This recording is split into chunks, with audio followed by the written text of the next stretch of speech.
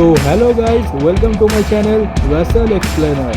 তো রাসেলমেনিয়ার আগে এটা হতে চলেছে আমার শেষ ভিডিও। তো এই ভিডিওটার পরে আমি যে ভিডিওটা আপলোড করব সেটা হবে রাসেলমেনিয়া নাইট ওয়ানের এক্সপ্লেনেশন ভিডিও, যেটা পাবে তোমরা কালকের রাসেলমেনিয়া নাইট ওয়ান শেষ হয়ে যাওয়ার পরে।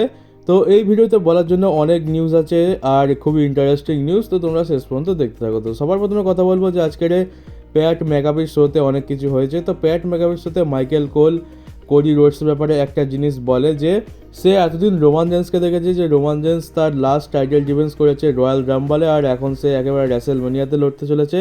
আর সে তো ডাব্লিউডাব্লিউ শোতেও আসে না, কিন্তু সে কোডি রোডসকে দেখেছে। কোডি রোডস প্রত্যেক সপ্তাহে ডাব্লিউডাব্লিউ শোতে আসে, মনডে নাইট রতে আসে, আর এমনকি প্রত্যেকটা প্রিমিয়াম লাইভ ইভেন্টেও সে রেসেল করে। তো কোডি রোডস হচ্ছে পারফেক্ট একজন পার্সন যে ডাব্লিউডাব্লিউকে রিপ্রেজেন্ট করতে পারবে। যদি কোডি রোডস চ্যাম্পিয়ন হয় তো এটা ডাব্লিউডাব্লিউর জন্যই বেশি ভালো, কারণ কোডি রোডস প্রত্যেক জায়গায় গিয়ে ডাব্লিউডাব্লিউকে রিপ্রেজেন্ট করতে পারবে তার চ্যাম্পিয়নশিপ নিয়ে। তো মাইকেল কোল তো এখানে পুরোপুরি বলে দিয়েছে যে সে কোডি রোডসের পক্ষে আছে। আর মাইকেল কোলের মতে কোডি রোডস এই বর্তমানে এমন একজন ব্যক্তি যে ডাব্লিউডাব্লিউকে ভালোভাবে রিপ্রেজেন্ট করতে পারবে রোমান রেন্সের থেকে বেটার। আর এই শোতে ট্রিপল এইচও এসেছিল। তো ট্রিপল এইচ একটা কথা বলে যে এই রাসেলমেনিয়া শেষ হওয়ার পর একটা নতুন যুগের সূচনা হবে, সব পুরনো জিনিস শেষ হয়ে গিয়ে একটা নতুন এরা বিগিনিং হবে। তো ট্রিপল এইচ হয়তো এটা বলতে চাইছে যে ব্লাড লাইনের এরা শেষ হয়ে যাবে, আর তারপরে কোডি রোডস চ্যাম্পিয়ন হয়ে নতুন একটা যুগ শুরু করবে। কারণ কথা থেকে তো তাই মনে হলো যে ট্রিপল এইচ বলছে যে এতদিন ধরে যা চলছে সেটা শেষ হবে, আর ফাইনালি রাসেলমেনিয়ার পর একটা নতুন জিনিসের সূচনা হবে। তো এটা ট্রিপল এইচ বলেছে। তো কোডি রোডস এর পরে আরেকটাও জিনিস বলেছে, সেটাও এইটার সাথে কানেক্টেড, তো সেটা পরে আসছি। তো ট্রিপল এইচ আপাতত এইটুকুই বললো যে একটা নতুন এরা সূচনা হতে চলেছে রাসেলমেনিয়ার পর। আর ট্রিপল এইচ যেটা বলেছে যে এই রাসেলমেনিয়াকে সে এখনও পর্যন্ত ওয়ান অফ দ্য গ্রেটেস্ট রাসেলমেনিয়া বানাতে চায়, আর তার জন্য সে তার পুরো এফর্ট লাগাবে।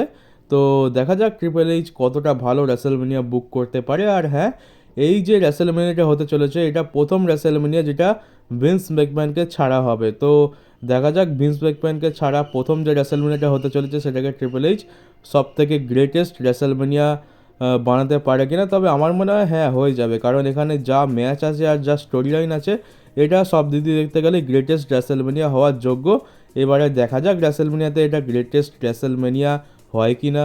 আর প্যাট ম্যাকাবির সাথে রিয়া রিপ্লিও এসেছিল। রিয়া রিপ্লি এটা কনফার্ম করেছে যে রাসেলমেনিয়াতে তার একটা লাইভ এন্ট্রান্স পারফর্ম করা হবে। তো আমেরিকার একটা বিখ্যাত ব্যান্ড আছে, তো আমি অতটা জানি না, ব্যান্ডটার নাম হচ্ছে মোশনলেস ইন হোয়াইট। তো এই ব্যান্ড রিয়া রিপ্লির থিম সংটা লাইভ পারফর্ম করবে যখন রিয়া রিপ্লি তার এন্ট্রি করবে রাসেলমেনিয়ার এরিনাতে। তো রিয়া রিপ্লির জন্য একটা স্পেশাল এন্ট্রান্স হতে পারে, এটা তো আমি আগের একটা পুরোনো একটা ভিডিওতে বলেছিলাম যে এমনটা নিউজ আসছে যে রিয়া রিপ্লি আর এমন কিছু স্টার আছে যাদের রাসেলমেনিয়াতে একটা স্পেশাল এন্ট্রান্স দেখতে পাও। তো রিয়া রিপ্লি এটা কনফার্ম করে দিয়েছে যে তার একটা স্পেশাল এন্ট্রান্স হবে, আর তার থিম সং মোশনলেস ইন হোয়াইটের দ্বারা পারফর্ম করা হবে লাইভ রাসেলমেনিয়া স্টেডিয়াম। আর রিয়া রিপ্লি এখানে ডেভন পিস্টে মানিং দ্য ব্যাংক ক্যাসিনের ওপরেও একটা বড় হিন্ট দিয়েছে। তো রিয়া রিপ্লি এইটা বলে প্যাট ম্যাকাবিকে যে সবাই এটা কেন ভাবছে যে ডেভন পিস্ট সেথ রলিন্সের ওপরই ক্যাসিন করবে।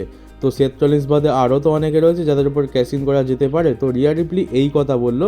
তো আমরা ভাবছি যে হয়তো ডেভন পিস্ট সেথ রলিন্সের ওপরই ক্যাসিন করতে পারে, কিন্তু রিয়া রিপ্লি কথা থেকে তো এটা বুঝলাম যে না, সেথ রলিন্স শুধু নেই, আরও অনেকে আছে, যেমন গান্থার আছে, এছাড়া রোমান রেন্সও আছে। তো রিয়া রিপ্লি এইটা আমাদের মাথায় একটা জিনিস ঢুকিয়ে দিল যে ডেভন পিস্ট শুধুমাত্র যে সেথ রলিন্সের ওপরই ক্যাসিন করবে এমন কোনো কথা নেই। তো এখন দেখা যাক রাসেলমেনিয়াতে কার ওপরে ক্যাসিন করে। আর আমার তো মনে হচ্ছে যেরকম হিন্ট আমরা দেখতে পেলাম, তো ডেভন পিস্টের money in the bank cash in যার ওপরই করবো না কেন রাসেলমেনিয়াতেই দেখতে পেয়ে যাবো। তো দেখা যাক সেটা এখন কে হয়। আর আমরা এটাও দেখতে পাচ্ছি রাসেলমেনিয়ার একটা স্ট্রিট ইভেন্টে এলএ নাইট এজে স্টাইলসের উপর অ্যাটাক করে দেয়।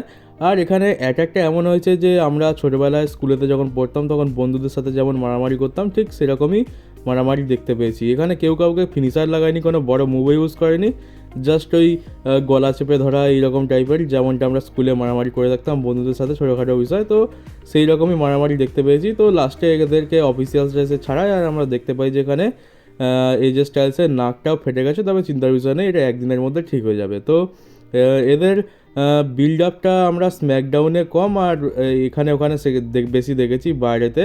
তো কখনো ব্যাকস্টেজে অ্যাটাক করে দেয়, কখনো এলএ নাইট এজে স্টাইলসের বাড়ি পৌঁছে যায়, আর এখন তো রাসেলমেনিয়া স্ট্রিট ইভেন্টেও পৌঁছে গেছে এলএ নাইট এজে স্টাইলসের উপর অ্যাটাক করার জন্য। তো এদের রাইভালরি তো ভালোই বিল্ড আপ করা হয়েছে। তো এখন দেখা যাক রেসেলমেনিয়াতে এদের মধ্যে কি হয়। আর তোমরা এখানে দেখতে পাচ্ছ যে রেসেলমেনিয়ার যে স্টেডিয়ামে হবে সেই স্টেডিয়ামেরই একটা ব্যালকনিতে চেয়ার টেবিল লাগিয়ে রকের একটা ইন্টারভিউ হচ্ছে। তো সেই ইন্টারভিউতে রক রিভিল করে ফাইনালি যে আসল প্ল্যান কী ছিল। তো রক এটা রিভিল করেছে যে অরিজিনালি প্ল্যান ছিল যে রক রেসেলমেনিয়ার আগে রিটার্ন করবে একজন বেবি ফেস হিসাবে, যেমনটা আমরা দেখলাম যে জানুয়ারি মাসের 1 তারিখে ডে 1 মানডে নাইট ড্রতে রকের রিটার্ন হয় একজন বেবি ফেস হিসাবে। তারপরে রক আর রোমান রেন্সের মধ্যে রেসেলমেনিয়াতে ইউনিভার্সাল চ্যাম্পিয়নশিপের জন্য ম্যাচ হবে। আর রক চেয়েছিল যে এটা ফিলাডেলফিয়ার সব থেকে বড় মেন ইভেন্ট হোক আর ফিলাডেলফিয়ার ক্রাউডকে একটা বড় কোয়ালিটি ম্যাচ দিক।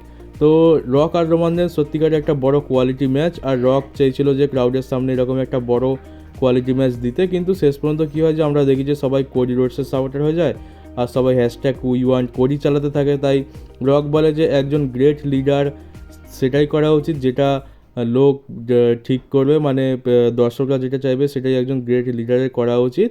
আর আমি চেয়েছিলাম যে রেসেলমেনিয়াতে একটা ভালো ম্যাচ উপহার দিতে রক ভার্সেস রোমান রেন্স, কিন্তু আমাদের গ্রেট লিডারের উচিত যে পিপলসরা যা বলছে, মানে ক্রাউডরা যা বলছে সেটাও শোনা। তো শেষ পর্যন্ত প্ল্যান চেঞ্জ করা হয় আর কোডি রোডসকে রোমান রেন্সের ম্যাচে অ্যাড করে দেওয়া হয়। আর আপাতত রক আর রোমান রেন্সের ম্যাচটাকে একটু পোস্টপোন করে দেওয়া হয় পরের বছরের জন্য। আর তারপরে রক ডাব্লিউডাব্লিউ সিইও যে আছে নিক খান, তো তার সাথে আলোচনা করে যে তার হয়তো এবারে হিল টার্ন করা উচিত। তো তারপরে নিক খানও সম্মতি দিয়ে দেয় যে হ্যাঁ হিল টার্ন করে নাও, কারণ এটাই ভালো হবে সিচুয়েশান অনুযায়ী। তো তারপরে আমরা রকের হিল টার্ন দেখতে পাই। তো এই পুরো ঘটনাটা রক রিভিল করলো। প্রথমে প্ল্যান ছিল যে একটা ভালো ম্যাচ হবে রোমান ভার্সেস রকের মধ্যে, কিন্তু তারপরে ফ্যান্সদের জন্য সেটাকে চেঞ্জ করে রোমান ভার্সেস কোডি করে দেওয়া হয় আর রক ভার্সেস রোমানের ম্যাচটা একটু পিছিয়ে দেওয়া হয় পরের বছরের জন্য।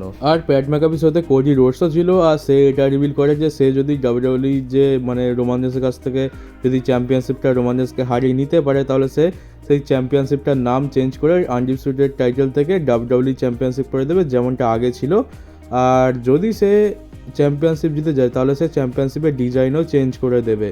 তো এখন রোমানের কাছে যে টাইটেলটা আছে তার ডিজাইনটাও কোডি রোডস চেঞ্জ করে দেবে। আর কোডি রোডস অনেক দিন ধরেই বলছিল যে সেই পুরনো যুগের যে ইগলের ডানাওয়ালা যে চ্যাম্পিয়নশিপটা রয়েছে সেই চ্যাম্পিয়নশিপটা সে খুব পছন্দ করে। তো হয়তো যদি কোডি রোডস রোমান রেন্সকে হারিয়ে দেয় তাহলে এই চ্যাম্পিয়নশিপটাই আমরা দেখতে পেতে পারি। হয়তো পুরনো চ্যাম্পিয়নশিপটা আসবে না, তবে সেই একই ডিজাইন থাকবে, একটু মডিফিকেশান করে দেবে হয়তো।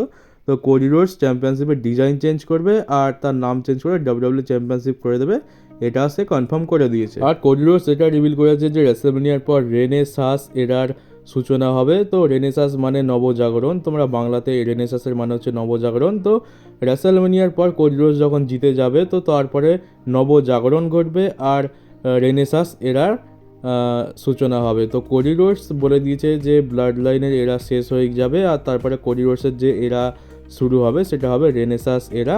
আর কোডি রোডস কী করেছে যে এটার উপরে একটা ট্রেডমার্ক ফাইল করে দিয়েছে। তো এর ফলে কী হবে যে শুধুমাত্র এই রেনেসাস এরা এই কথাটা কোডি রোডস একাই ইউজ করতে পারবে, এছাড়া অন্য কেউ ইউজ করতে পারবে না। তো ট্রেডমার্ক ফাইল করা হয়ে গেছে আর রেসেলমেনিয়াতে হয়তো কোডি রোডস জিতেও যাবে, যার চান্সটা অনেক বেশি। তো রেসেলমেনিয়াতে কোডি রোডস জিতে যাওয়ার পর কোডি রোডস এটা অফিসিয়াল ঘোষণা করে দেবে যে ফাইনালি ব্লাড লাইনের এরা শেষ হয়ে গেছে আর শুরু হচ্ছে কোডি রোডসের রেনেসাস এরা, বা বাংলায় যেটাকে বলে নবজাগরণের এরা।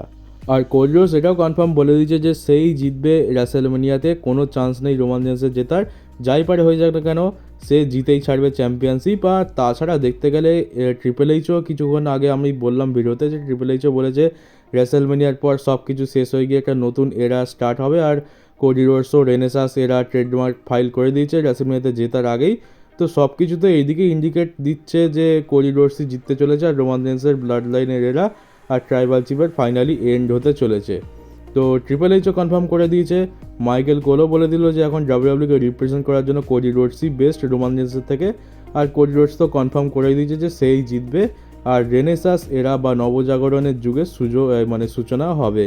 তো এখন রেসেলমেনিয়াতে অনেক বড় একটা ব্যাপার যে কে জিতবে। আর যদি বাই চান্স রোমান রেন্স জিতে যায় তো কোডি রোডসের কী অবস্থা হবে সেটা তো ভেবেই কেমন লাগছে যে এত ঢাকঢোল পিটিয়ে এত কিছু করে লাস্টে যদি রোমান রেন্স আবার রিটেন করে নেয় তো কোডি রোডসের জন্য খুবই খারাপ হতে চলেছে।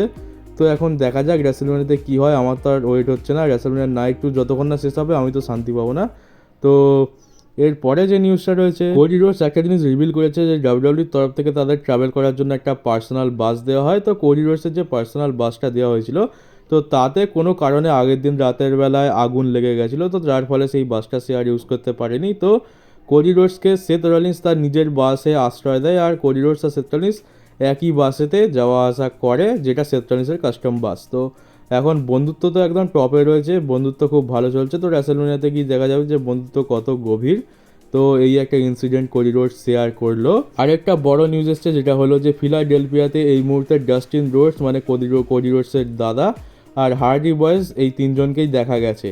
তো এরা এসছে, এর মানে এমনটা নয় যে এরা ডাব্লিউডাব্লিউতেও আসবে আর এরা রিটার্ন করার জন্য এসছে। হতে পারে যে কোডি রোডসকে সাপোর্ট করার জন্য কোডি রোডসের মায়ের সাথে ডাস্টিন রোডসও রিং সাইডে থাকতে পারে। আর এখানে হার্ডি বয়েজ এসছে, হয়তো রেসলম্যানিয়া দেখতেও আসতে পারে, এমন জরুরি নয় যে এরা রেসলম্যানিয়াতে এসে তারা রিটার্ন করবে। তো এদের তিনজনকে দেখা গেছে ফিলাডেলফিয়াতে, তো চান্স তো রয়েছে যে এরা রেসলম্যানিয়াতে আসবে। তো কিন্তু আবার নাও আসতে পারে, হয়তো রেসলম্যানিয়া এনজয় করার জন্যই এসছে। তো এই একটা নিউজ আমরা জানতে পারলাম। তবে বেশি আশা রাখার দরকার নেই যে এরা তিনজন দেখা গেছে মানে আসবেই আসবে। আপাতত জেনে রাখো যে এরা তিনজন ফিলাডেলফিয়াতেই এসছে আর ফিলাডেলফিয়াতেই আছে। এবার দেখার বিষয় হচ্ছে যে এরা ফিলাডেলফিয়াতে আছে, এর মানে এই কি যে এরা রেসলম্যানিয়াতে কম্পিট করার জন্যই এসছে, রেসলম্যানিয়াতে এদের রিটার্ন হবে। তো এখন সেটা তো সময় বলবে, রেসলম্যানিয়া নাইট 2টা তো আগে হোক, আর ট্যাগ টিম চ্যাম্পিয়নশিপ লেডার ম্যাচটা তো হবে রেসলম্যানিয়া নাইট 1-এ। তো সেখানে হার্ডি বয়েজের কনফার্মেশন আমরা পেয়ে যাব, আর নাইট 2তে গোল্ড ডাস্ট মানে আমাদের জাস্টিন রোডস আসবে কি না সেটাও কনফার্মেশন পেয়ে যাব। তবে এখন আপাতত এই তিনজনই ফিলাডেলফিয়াতে আছে। তো এবার আসি ডাব্লিউডাব্লিউ হল অফ ফেমের সেরিমনিতে, যেটা আজকের যে স্ম্যাকডাউন হয়েছে তারপরেই হয়েছে সেই একই এরিনাতে। তো পল হেমানকে হল অফ ফেমে ইন্ডাক্ট করেছে রোমান রেন্স, আর পল হেমান সেই তার পুরনো ইসিডাব্লিউতে যেমন জামাকাপড় পরে আসতো সেরকম জামাকাপড় পরে তার হল অফ ফেমের স্পিচ কন্টিনিউ করেছে। আর সেই স্পিচে সে পল হেমান সে পুরনোভাবে যেরকমভাবে সে ব্রক লেসনারকে অ্যানাউন্স করতো, তো সেরকমভাবেই জোরে জোরে চিল্লিয়ে ব্রক লেসনারের নাম অ্যানাউন্স করেছে।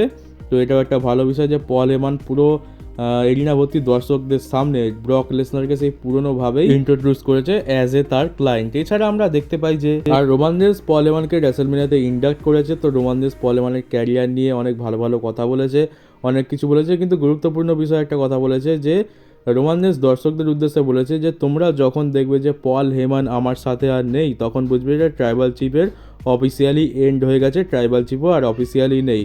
তো এই একটা অনেক বড় স্টেটমেন্ট দিয়ে দিয়েছে যে রোমান রেন্স থেকে পল হেমান যেদিনই আলাদা হবে সেদিনই ট্রাইবাল চিফ অফিসিয়ালি শেষ হয়ে যাবে, আর সম্ভবত আমরা ট্রাইবাল চিফের গিমিকটাও শেষ হতে দেখতে পাবো। তো এইটাও রোমান রেন্স একটা অনেক বড় জিনিস রিভিল করলো। এছাড়া আমরা দেখতে পাই যে ব্রে ওয়াইটের ভাই বো ডালাস রিংয়ের মধ্যে দাঁড়িয়ে আছে হল অফ ফেমের সেরিমনিতে, আর পুরো ক্রাউড সবাই ব্রে ওয়াইটকে শ্রদ্ধাঞ্জলি দিচ্ছে, মানে ওই ফোনের ফ্ল্যাশ লাইট জ্বালিয়ে, যেটা ব্রে ওয়াইটের ক্ষেত্রে করা হয়ে থাকে। তো এখানে ব্রে ওয়াইটকে হল অফ ফেমে ইন্ডাক্ট তো করা হয়নি, হয়তো পরের বছর সম্মানের সাথে ইন্ডাক্ট করা হবে। তবে এখানে একটা ছোটোখাটো ট্রিবিউট দেওয়া হয়েছে ব্রে ওয়াইটকে। এছাড়া আমরা অনেক দিন পর স্টেফনি ম্যাকম্যানকে আবার দেখতে পেলাম। তোমরা দেখতে পাচ্ছ যে স্টেফনি ম্যাকম্যান ট্রিপল এইচের পাশে বসে আছে। আর এছাড়া আমরা সেন ম্যাকম্যানকেও এখানে দেখতে পেয়েছি। তো সেন ম্যাকম্যানের রিটার্ন আমরা আগের বছরের রেসলম্যানিয়াতে দেখতে পেয়েছিলাম, কিন্তু সে ইনজয়েড হয়ে যায় সেইখানেই, আর তার ফলে আমরা তাকে আর দেখতে পাইনি। তো দেখা যাক এই বছরের রেসলম্যানিয়াতে আমরা সেন ম্যাকম্যানকে দেখতে পাই কিনা। আর আমরা একটা ইন্টারেস্টিং জিনিস দেখতে পাই যে সিএম পাঙ্কের ব্যাকস্টেজে ইন্টারভিউ হচ্ছে হল অফ ফেমের সেরিমনিতে, আর ঠিক বাঁ দিকে তোমরা দেখো যে এখানে কিথ লিকে দেখতে পাচ্ছি। তো কিথ লি ডাব্লিউডাব্লিউ থেকে রিলিজ করে দেওয়া হয়েছিল বেশ কিছু বছর আগে, মানে 1-2 বছর আগে রিলিজ করে দেওয়া হয়েছিল। আর ট্রিপল এইচের কিন্তু খুবই ফেভারিট রেসলার হচ্ছে Keith Li. R Keith Li hall of ফেমের সেরিমনিতে কী করছে, কারণ কিথ লি তো ডাব্লিউডাব্লিউর কোনো পার্টও নয়। তো কিথ লিকে এখানে দেখানো হয়েছে, আর এমন নয় যে ভুল করে চলে এসছে, কিথ লি ইচ্ছা করে গেল, আবার আমরা দেখলাম যে ঘুরে ফিরে চলেও গেল। তো কিথ লিকে ইচ্ছা করে এখানে দেখানো হয়েছে, কারণ ডাব্লিউডাব্লিউর টিভি টেবিংসে যা দেখানো হয় সেটা ভুলভাল কিছু নয়, সেটা ডাব্লিউডাব্লিউর আগে থেকে প্ল্যান করা থাকে। তো কিথ লিকে এখানে দেখানো, আর আমরা তো জানি কিথ লির সাথে ট্রিপল এইচের সম্পর্ক কত ভালো। তো হতে পারে যে কিথ লিকে আমরা ভবিষ্যতে কখনো ডাব্লিউডাব্লিউতে রিটার্ন করতেও পেতে পারি। তো এই ছিল আজকের হল অফ ফেমের সেরিমনি। খুব একটা ইম্পর্টেন্ট কিছু নয়, হল অফ ফেমে ইন্ডাকশন হয়েছে আর কয়েকটা ইম্পর্টেন্ট জিনিস আমরা দেখতে পেয়ে গেলাম এই সেরিমনি থেকে। তো চলো গাইজ, এই ছিল আজকের ভিডিও। যেমনটা বললাম যে রেসলম্যানিয়ার আগে এটা আমার শেষ ভিডিও, তাই ভিডিওটা একটু লম্বা হয়ে গেছে, কারণ আমি চেয়েছি যে রেসলম্যানিয়ার আগে যতটা পারি বেশি নিউজ তোমাদের কাছে পৌঁছে দিই। তো এই জন্য এই ভিডিওটা একটু লম্বা হয়ে গেছে। তো চলো, এই ভিডিওটা এই পর্যন্তই ছিল। তোমাদেরকে বলবো রেসেলমেনিয়া ভালো করে এনজয় করো, সকালবেলা উঠে লাইভ দেখো, তাহলে তোমরা আসল মজাটা পাবে। আর বেলাতে তো আমি রেসেলমেনিয়ার এক্সপ্লেনেশন ভিডিও দিয়েই দেবো। তো চলো, এই ভিডিও এই পর্যন্ত ছিল। তোমাদের সাথে পরে আমার দেখা হবে রেসেলমেনিয়ার রিভিউ ভিডিও নিয়ে। আর নতুন হতে গেলে চ্যানেলটাকে সাবস্ক্রাইব করে নোটিফিকেশন বেলটাকে অবশ্যই অন করে দিও।